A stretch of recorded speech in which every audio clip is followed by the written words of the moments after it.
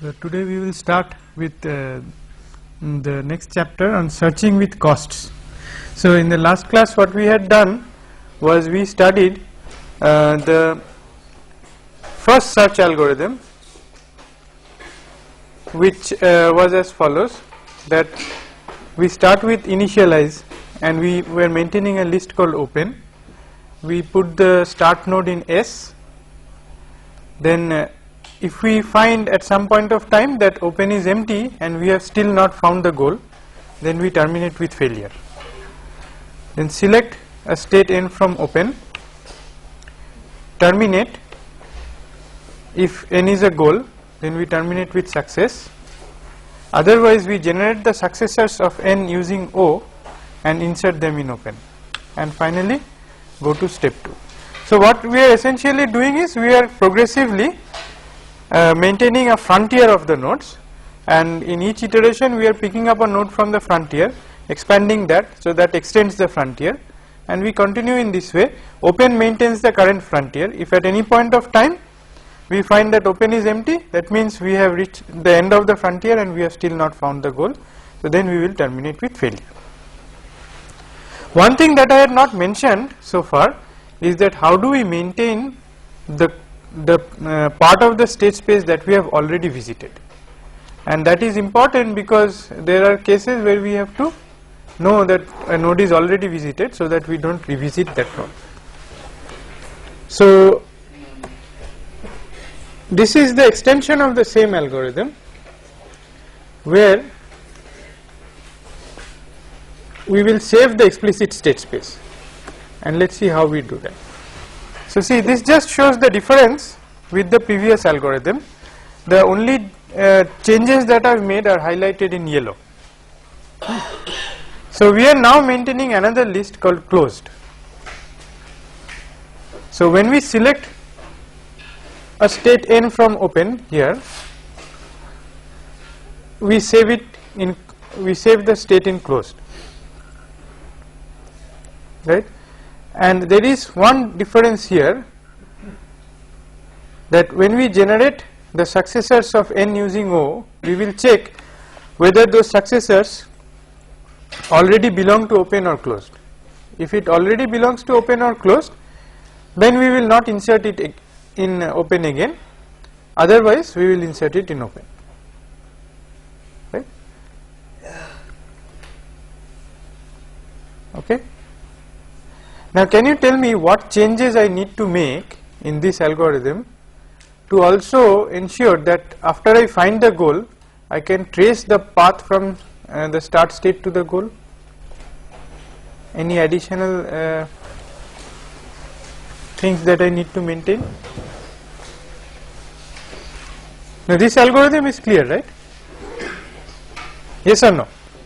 Huh? Okay, so in this algorithm I just want to add a few more features so that I am able to maintain the path from the start state to the goal.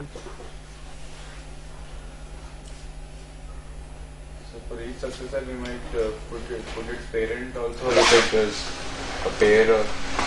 So what we can do is, with every node, with every state, we will maintain a parent pointer.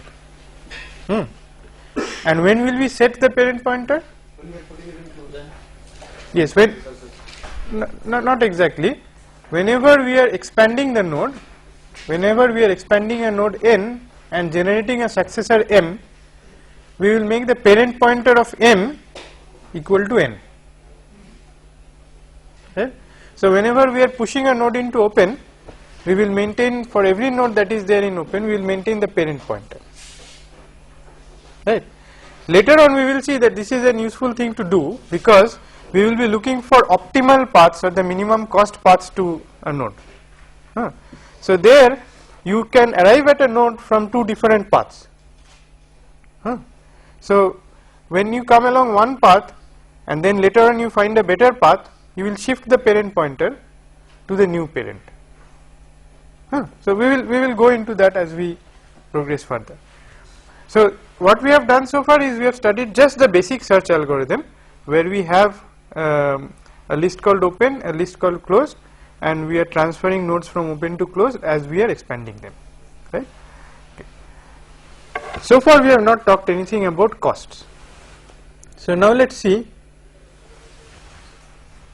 how do we introduce costs into the picture.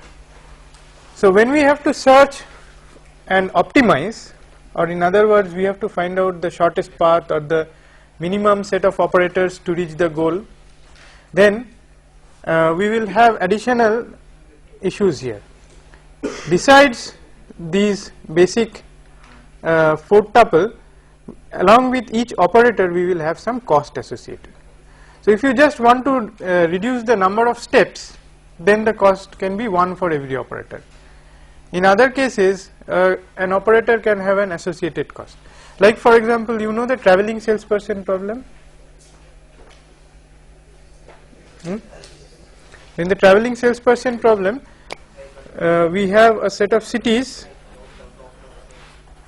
and the job is to find a tour for the traveling salesperson to cover all the cities and then come back to the starting city, right?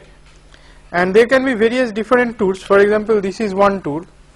Another tour could be I go from here to here, then here to here, and like this, then like this, and like this, right?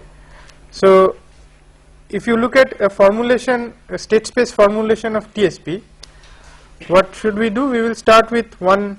What will be your state? A state could be the partial tour that we have already covered. So I have already covered city A, B, and I have not yet covered anything else. So from here I can pick up city C, or I could go from A to B and then from there to D, right? Right? Or A, B, E, right? And then from here again I could go to A, B, C and then say E, right? So this is the formulation. And what are the operator costs here? The operator cost is the cost of traversing from B to C here. So the edge cost BC is the operator cost here. For here the edge cost BD is the operator cost, right? So when we actually look at an optimization problem, then each step of the optimization is going to come with some cost, right? And that is what we will augment our basic formulation with. So what we have is this 4th tuple, and we have to find, there can be several things that we may want to find. One is we might ask for the minimum cost sequence of transitions to a goal state, any goal state, and we just want a minimum cost sequence of transitions to that, right? So in this case for TSP the goal state will be defined as a valid tour, and then if we define the cost operators like so, then the minimum cost sequence of transitions to the goal state will also give us the minimum cost goal. Okay. We could also ask for a sequence of transitions to the minimum cost goal, right? Now what would that mean? Okay, suppose we define the goal of the 8 queens problem as any arrangement of the 8 queens. So every state is a goal, right? And if there are 2 queens attacking each other, then we associate a cost with it. So essentially what we are saying is place the queens in the board in such a way that the minimum cost is incurred, and the minimum cost incurred can be 0 when none of the queens are attacking each other, right? So there we will not associate any cost with the operators, but we will associate the cost with the goal. So we will see some kinds of search algorithms where all states are goals, and we will iteratively improve the goal until we reach the minimum cost goal. Another option is a minimum cost sequence of transitions to a minimum cost goal. So operators have some cost, goal has also some cost, and we want to find the minimum cost sequence of transitions to the best goal. Now these problems are somewhat related between each other. The same problem can be formulated in one or more ways. Now let us see how we augment our existing algorithm, the one that we have studied so far, to take into account this cost. And you will see that it is very familiar to an algorithm that you already know. So let us start. So what we are doing here is, like previously, we are having open, which contains the start state S. We have closed, and we set the cost of every state will be denoted by C of that state. Right? So C is the cost function for the state. So initially the cost of the start state is assigned to 0. Then again, like previously, if open is empty, we terminate and fail. Otherwise, now here is the difference. We will select the minimum cost state n from open. So out of all the states in open, we will pick up the one which is minimum cost state. Later on we will talk about what we do in case of tie breaking. We will come to that later. Assume now that all the costs are distinct, so we just pick up the minimum cost state. We pick it up from open and save it in closed. Now in order to do this, what will be the data structure, one possible data structure for open? A heap, right? Okay. But we will see that we will need more than a heap, because the costs of the states may change. So in a heap, if the costs of some states inside the heap changes, then you will have to rearrange the heap every time. So there are ways of doing that. Okay. The fourth step is the same as before. We terminate if we have found the goal. Now see that we will pick up the minimum cost state n from open, and if that state is a goal, then only we terminate with success. Right? Because we are always picking up the minimum cost node from open. Right? Then, so this part is simple. Only the selection from open is based on the minimum cost. Now when we expand, this is what we do. We generate the successors of the state n, and then for each successor n, if it does not belong to open or closed, then we will insert it in open. But with what cost? We will insert it in open with the cost Cn, that is the parent's cost, plus the cost of the operator to take it from n to n.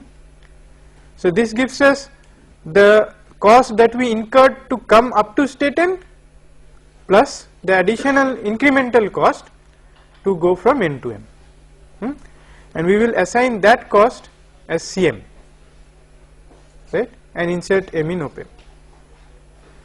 Now suppose m already belongs to open or closed, it is already there in open or closed, then we will again we will set Cm to the minimum of its original cost and the new cost that we compute by Cn plus Cnm.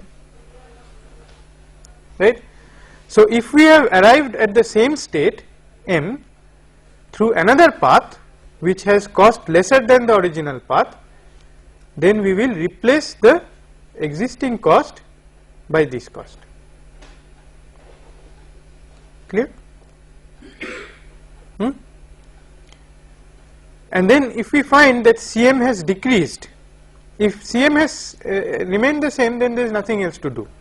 It is already there in open or closed, and the new path that we have discovered is a larger path, so we just ignore it. But if the cost has decreased and m is already in closed, then we will move it to open. If m is in open, then we just update the cost and leave it like that, because then subsequently m will be expanded. But if m is not, has already been expanded and has been taken to close, then what has happened is that we have found a better path now, and so not only do we have to again expand m, but we may have to expand several successors of m also, because their cost may also have decreased, right. And then finally, actually here I have left out the last step. The last step is then again go back to step 2. That's the loop, right? So let us take an example to work this out and see what happens. Then we will compare this with some of the algorithms that we already know, and you will see that there is a lot of familiarity here. So let us take one state space which has the following states. So let's say 1,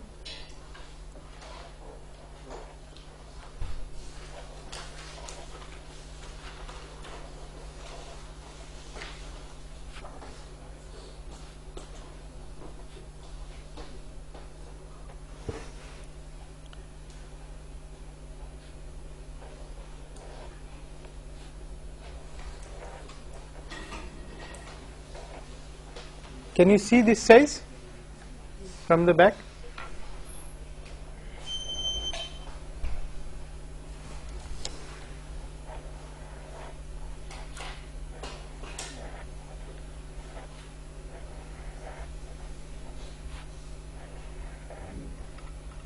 Let's say that this is the goal state.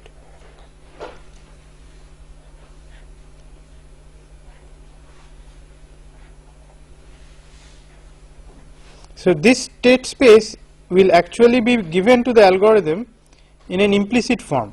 So I am just drawing this for our convenience.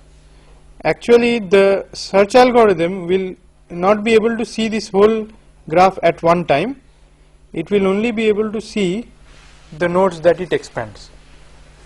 So let us say that the costs are as follows. This is cost 2,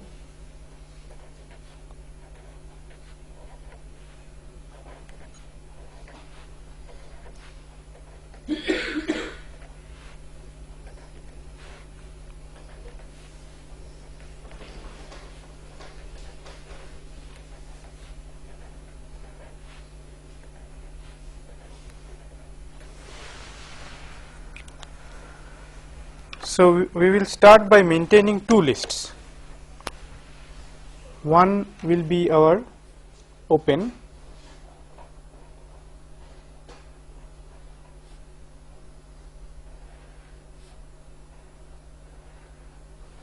and the other will be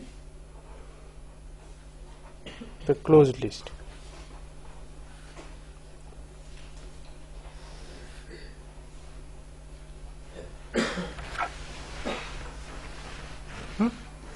So initially open contains the state 1, and we will associate the cost of 0 with it. Remember, in the first step of the algorithm we had set CS equal to 0, right? So we will expand open in the first step and put open in put 1 in closed. So we will put this in closed, and what is open going to contain now? The two successors, 2 with a cost of 2 and 5 with a cost of 1, right? Then we are going to pick up the minimum cost state from open, so we will pick up 5, and then we will put 5 in closed with cost 1, and in open we will now have 2 will remain with a cost of 2, 5 is going to get expanded, so we will have 9 with a cost of 2, right? Then again out of these two, these two have the same cost, so we will pick any one of them. So let us say that we pick up 2, so then we will have 2 with a cost of 2 enclosed, right? And then here we will have 9 with a cost of 2, and for 2 we will have 6 and 3, right? So 6 with a cost of 5, right, and 3 with a cost of 3. Okay. Then next step we will be picking up 9 with a cost of 2. And what do we have here for 9? Only 10, right? So 6 with a cost of 5 will be there, 3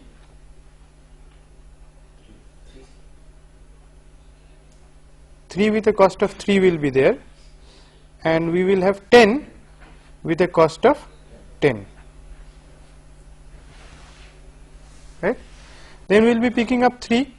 So next enclosed we will put 3 with a cost of 3, and what will we have here? We will have 10 with a cost of 10, 6 with a cost of 5, and we will have 4 with a cost of 5. Again we have a tie, so let us say that we pick up 6. So we take 6 with a cost of 5. Now something interesting will happen. When we have 6 with a cost of 5, then okay, we will have 4 still with a cost of 5, right? We had 10 with a cost of 10. Now when we expand 6, we are going to have 2 new entries. One is 7 with a cost of 6, and now 10 comes with a cost of 9, right? So it's already there in open, so we just update the cost, and we now have 10 with a cost of 9. So if it is already in open, we just update the cost, right? See, so far nothing has come out from close to open, nothing has come out, right? Then what will we pick up next? So 4 with a cost of 5 will come out. So we will have 7 with a cost of 6, 10 with a cost of 9, 8 with a cost of 6, right? So then let's say we pick up 7 with a cost of 6. So what do we have here? We have 10 with a cost of 9, 8 with a cost of 6, and for 7 we will have 11 with a cost of 16.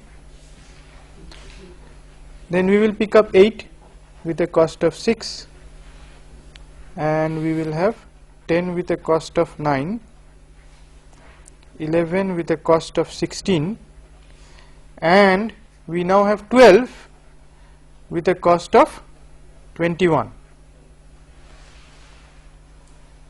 So the goal has come into open,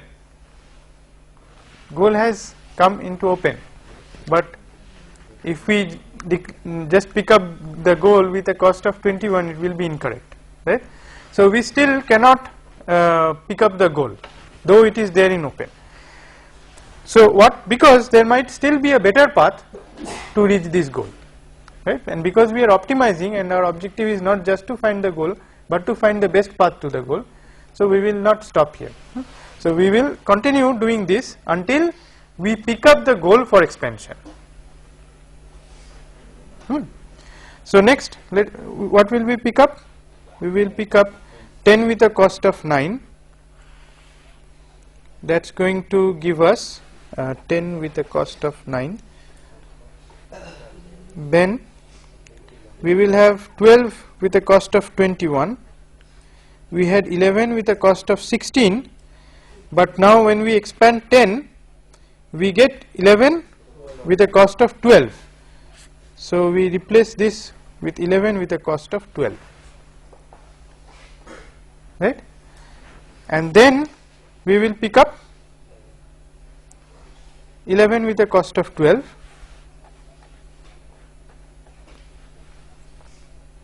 and we have 12 with a cost of 21, but this is going to get updated because of the expansion of 11, and we are going to get 12 with a cost of 13,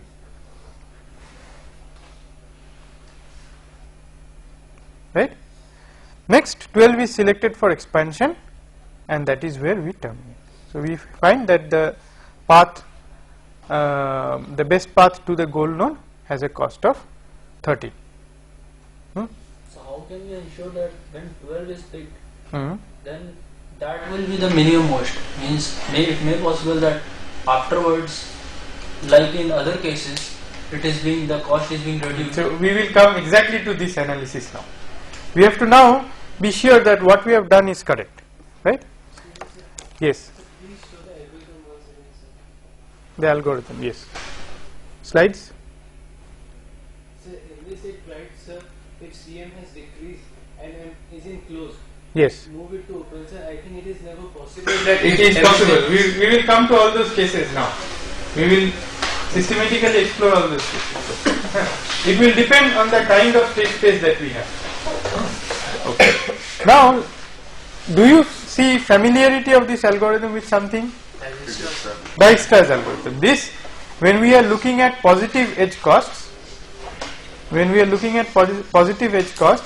this is nothing but Dijkstra's algorithm, right? But when we have costs with negative costs, then we know that Dijkstra's will not work. And the reason is exactly as you were asking, that a node can come back from close to open, because even after you have expanded that node, you might find another path through some other node of higher cost. In this case, what is happening is, if all the edge costs are positive, then when you are expanding a node, you know that there cannot be any other node which has lesser cost, because you have already explored the frontier up to that cost, and any nodes beyond that frontier is going to add up more cost with it, more positive cost with it. So those other states are going to have more cost. So you cannot have anything with lesser cost, right? So, but if you allowed negative edge costs, then it is possible that a successor of a node of cost 20 has a cost 5. So if you have expanded the cost up to frontier of 20, there could still be some successor down below which has a cost less than 20 because of the negative costs, right? So in those cases, we may have to bring back the node from close to open, and it will still work. It will not work, however, if you have a negative cost cycle. Yes? Where will we stop in that case? Where will we stop in that case, right? So we will stop when we have exhausted open, right? Now, can it be possible that open is never exhausted? If you have a negative cost cycle, then open will never be exhausted. So you will keep on picking up nodes from open and putting it back into open after finding a better path, because in that loop the cost of the nodes will keep on decreasing in the negative cost cycle. So you will keep on moving nodes back from close to open and re-expanding them, right? But as long as you do not have a negative cost cycle, then your algorithm will terminate, right? So result number 1 is, if all operator costs are positive, then the algorithm finds the minimum cost sequence of transitions to a goal, right? And this is exactly as in Dijkstra's. If operator costs are positive, then what we have is exactly Dijkstra, and no state will come back from close to open. If operators have unit cost, then this is the same as breadth first search. Yes or no? If all operators have unit cost, then the cost of a node is the minimum depth at which it can be reached, right? So you will expand it in that sequence. So you will be expanding the nodes at a depth of 1 first, then depth of 2. So we are going breadth first, right?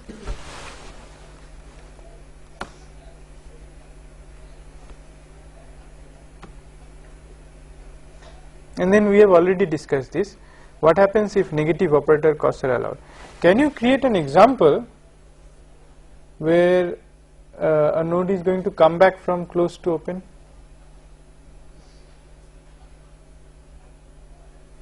Try to create an example where a node comes back from closed to open.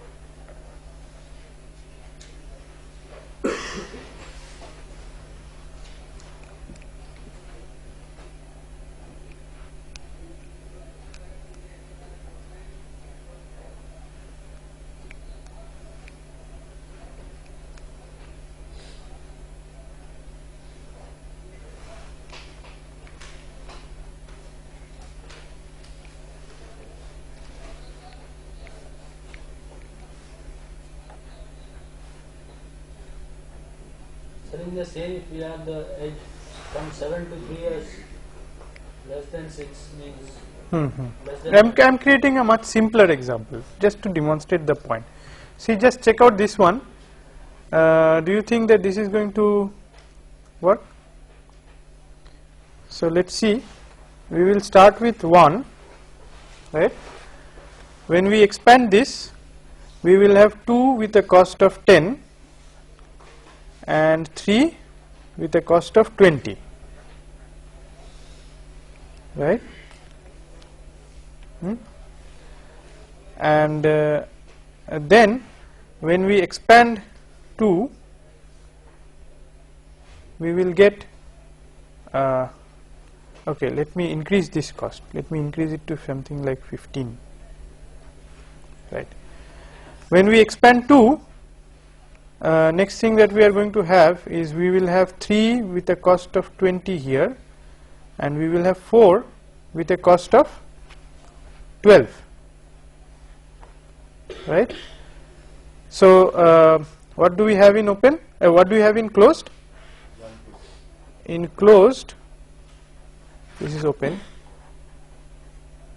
In closed we have 1 with a cost of 0, and now we have put 2 with a cost of 10. Next we are going to pick up 4 with a cost of 12, and that's going to give us 3 with a cost of 20 and 5 with a cost of how much? 27, right? So even if this is the goal, we cannot pick it up right now. So we will pick up 3 with a cost of 20. So we will have 3 with a cost of 20, and that is going to give us 4.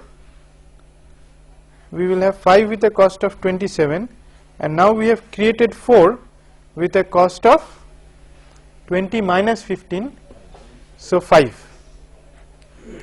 So now it is enclosed, but we have reached it with a lesser cost. So we will bring it back into open with a cost of 5, right? And then we will re-expand this node. Okay, so this is now 4 with a cost of 5 will come back here after the re-expansion. And what are we going to have here? We are going to have 5 with a cost of 20. Then when we pick this up, we have discovered the least cost path to the goal, which is of cost 20 along this path, right?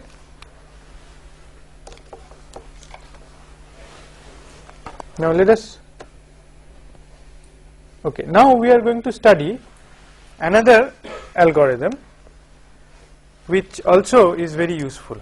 This is called branch and bound, least, or in other words, what we will study here is again another family of algorithms called branch and bound. In branch and bound, what we are going to have is, we will start by knowing an upper bound on the solution cost, right? and we are going to proceed something like, we can proceed depth first. We will proceed depth first, find out one goal, and whenever we find out one goal, we still do not know that this is the least cost goal, but we can use this as an upper bound to prune out other parts of the search space, right. So in other words, what we are going to do is start with some bound, let us call it say C hat. So this is the bound that we start with, and then I start doing a depth first traversal from along the state space, and I continue until I reach a state where the cost exceeds C hat. Whenever that happens, I backtrack and then try some other operators, right. So in this way I am going to follow the cutoff point of C hat, right, until I find along some path I reach a goal. Suppose I find a goal, right, and let us say that this goal has cost of C1. Then what I am going to do is I am going to replace C hat by C1 and now continue the search with C1 as cutoff, right. So any path which costs more than C1 will be pruned. I will not visit any further, I will backtrack until I find another goal which say has cost C2. Then my bound will become C2, and I will again do a depth first traversal with the new frontier as C2, right. So C1, C2, C3 like that, I will progressively refine my upper bound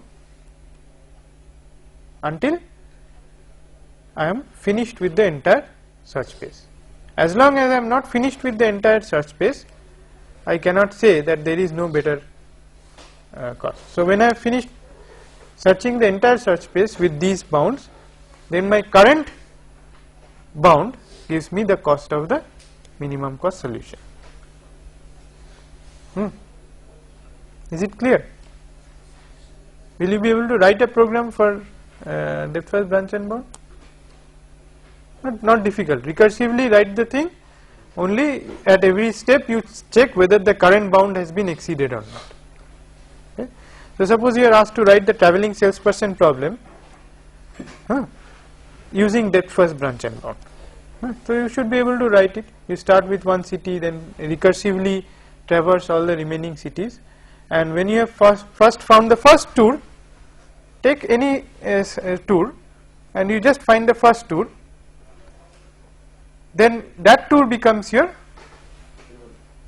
upper bound, right. There are, however, the performance of branch and bound will depend to a large extent on the first upper bounds that you derive. So see, the complexity of whole thing will depend on how quickly you are able to find out a goal whose cost is nearly as close as the optimal goal. So if you can quickly find that, then you have a tight upper bound, and then your search complexity will be less, right. So to do that, there are different heuristics. There are heuristics which will, or greedy algorithms, which will give you a pretty close approximation of the cost. So what people do is they first apply a greedy approximation algorithm, get a reasonably tight upper bound on the solution cost, then they use that solution cost as the upper bound for doing depth first branch and bound. So if we cast branch and bound in the same framework as we have done so far, then this is what we are doing. We are maintaining this cost C star, right. The C star is the bound. So initially, if you do not have any estimate, then you treat C star as infinity, right. then when open is empty, then return C star. As I said that you have to exhaust the search space, you have to finish off all states in the search space and only then you can terminate. So we will return C star or the current cost when we find that open is empty, right. Otherwise we just move as previously, we select a state n from open and save it in closed, and then here the terminate step is different. What we do here is, if we find that n belongs to G, which means n is a goal, and the current cost that we have found of n is less than C star, that means we have found a better goal. We have found a goal having lesser cost. Then we update C star to this new goal cost and then go to step 2, which means that we again keep on exploring, right. But so far we have not used the bound C star to prune anything. So let us see what we do in expand. This part is clear, right. So let us see what we do in expand. In expand, what we do is we check whether the cost Cn is less than C star. If Cn is not less than C star, then there is no point in generating the successors of n, because you are not going to get a better cost goal than this, right, assuming that all costs are positive, right. Then for each successor m, we do exactly as before, that if this happens, right, and finally we go back to step 2. So it's the same as above, except that we will expand a node only if we find that it has a promise of giving us a better goal. So if its cost has already exceeded or has equaled the cost of C star, then there is no point exploring it further and we will just. But if you have negative edge costs, then this will not work, because you will not be able to prune it. You will not be able to prune it because you can still have some node which has better cost, better goal cost than this. Yes.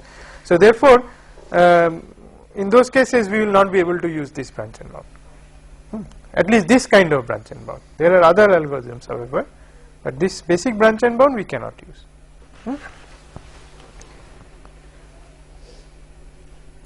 Now, can you tell us that what makes us choose between the algorithms that we have studied so far? We have studied basic DFS, BFS, then uniform cost search, we just search like in Dijkstra's, and we have also studied branch and bound, depth first branch and bound. Which do you think will work best for a problem which has a large state space? Depends on where we expect to find the information. Okay. So there are several things that we need to consider. One is we need to consider the amount of branching that we have, that is one factor. There are some state spaces which are shallow but which have a lot of breadth. If you take the TSP problem, say if you take say something like 50 cities, the depth is only 50 and that is not much, but if you look at the size of the state space, because from every city, from the start city you have 49 different options, from the second level you have, right, so it grows in a sort of factorial way, right. So that is why it's the breadth that you have to contain there. So if you try something like DFBB there, then it's more likely to work nicely, because if you get a reasonably tight upper bound, and we will see some heuristics for doing that, then you can work in a recursive way. Your space requirement will be less, you don't have to store that breadth because you are going depth first, right. So if you use DFBB, or if you use iterative deepening also. Will iterative deepening be good for TSP?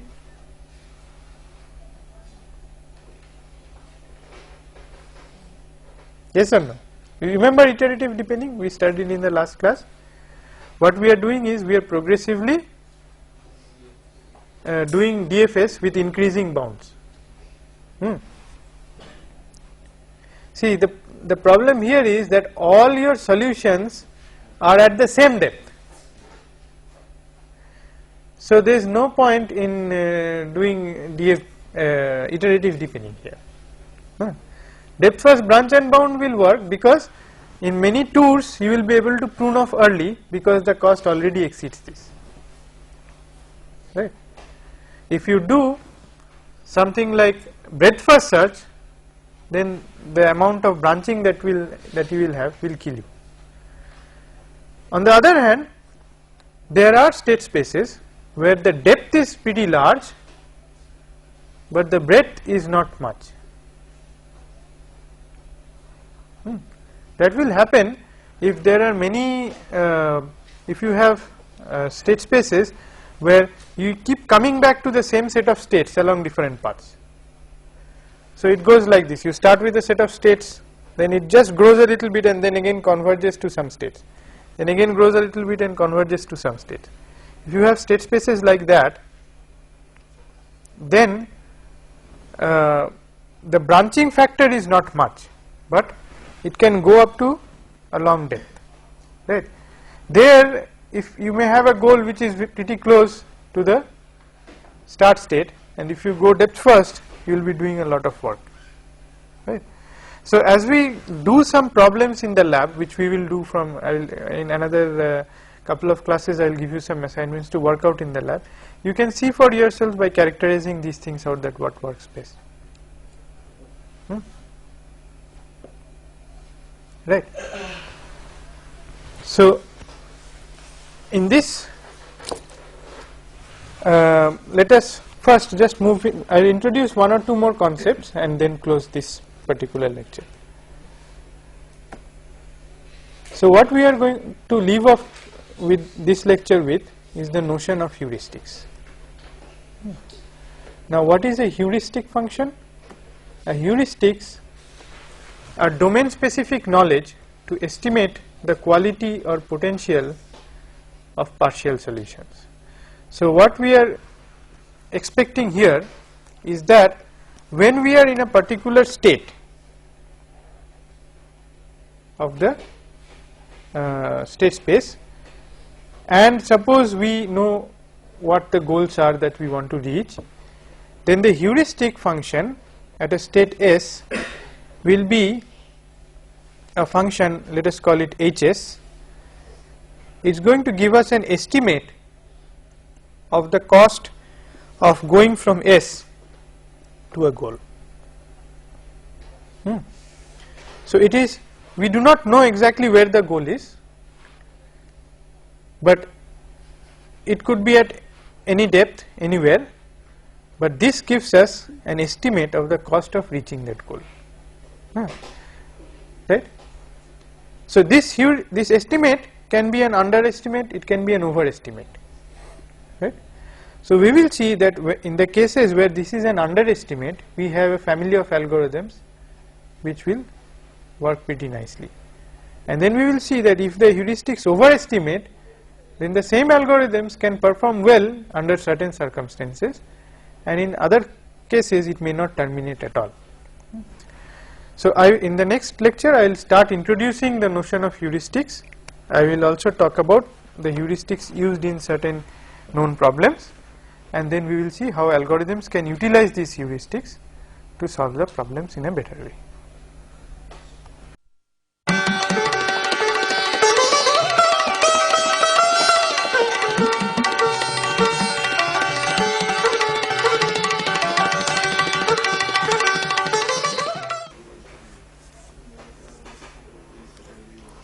Okay, so we will start the section on informed state space search. So in informed state space search, slides please.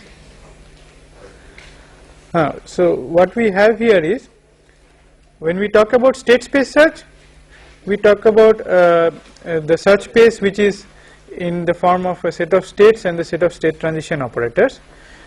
Now when we have informed state space search, it means that we have additional information indicating the proximity of the goal from each state.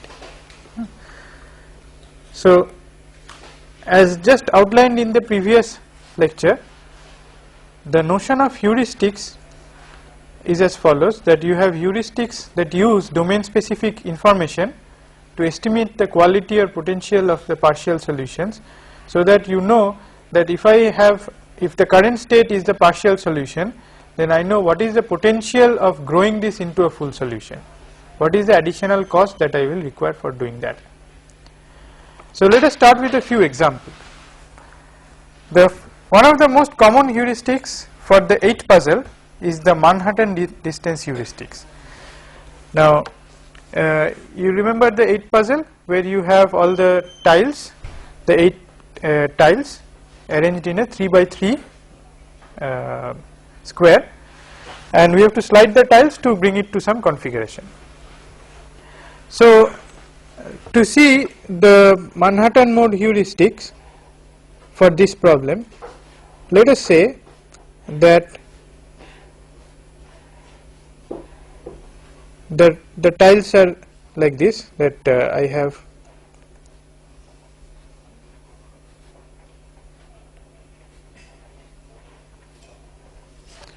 and I want to reach the configuration, my goal configuration, which is known again, is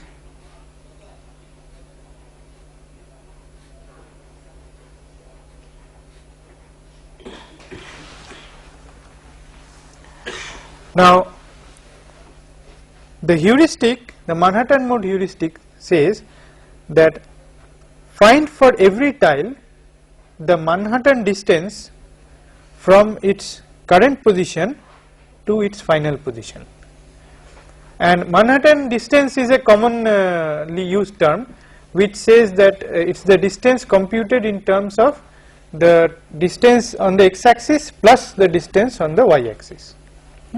It comes from the fact that Manhattan apparently has all roads which are either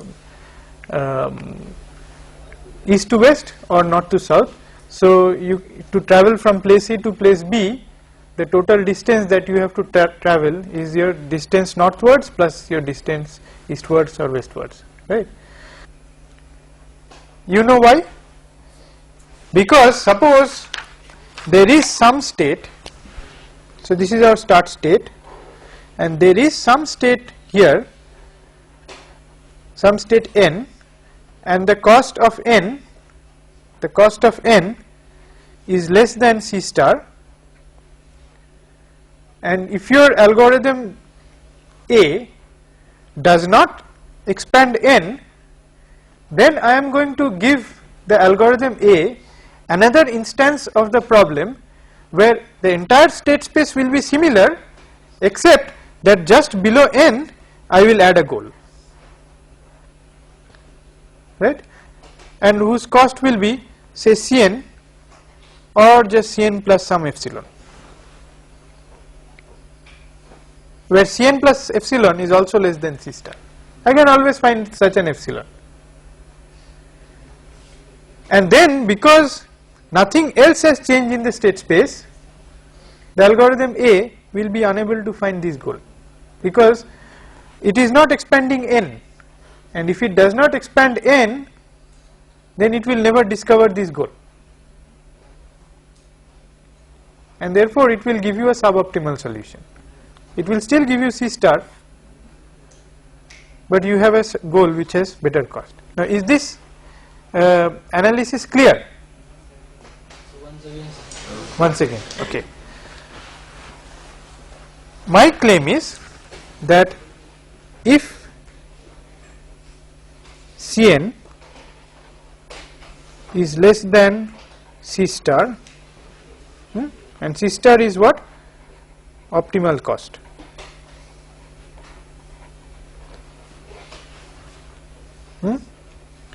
Then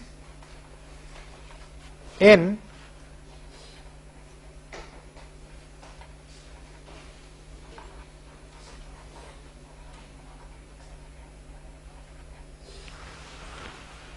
this is my claim, then n must be expanded.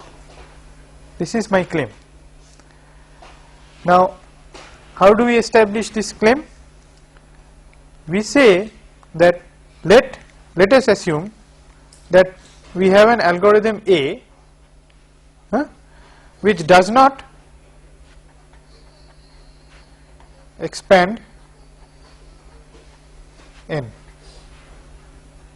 Okay, so let algorithm A does not expand n, right? Then what we can do is we can keep the remaining state space identical. We don't make any change to the remaining state space, except that below n we just add a goal and give it a cost which is between Cn and C star. We can always do that because Cn is less than C star, so you can have some epsilon which you add to Cn, and then this edge cost is that epsilon, right? So this goal will have cost Cn plus epsilon. Now from the point of view of A, nothing has changed because the entire remaining state space is similar, and in that scenario A was not expanding n, so A will still not expand n, and if it does not expand n, then it will not see this goal. It will not be able to see this goal unless it expands n. The minimum cost state n from open, right? Now if you have many states having the same cost, which one will we select, right? So what we do there is, if you have many states with the same cost, select the one which has minimum g value. Among those states which have the same f value, select the one which has minimum g value, right? Because the others have already incurred a more cost in terms of g, and we do not know the accuracy of the heuristics, right? Okay. So with that we will conclude this lecture. In the next lecture I will start by analyzing some results of A star, and then we will study how we can create variants of A star which will work better than A star. A star doesn't work very well in practice. That's because it requires too much of memory. It is storing the whole of open and the whole of closed, and it uses up too much of memory, so it doesn't work well in practice. But there are variants of that which are used, so we will study some of those in the next lecture.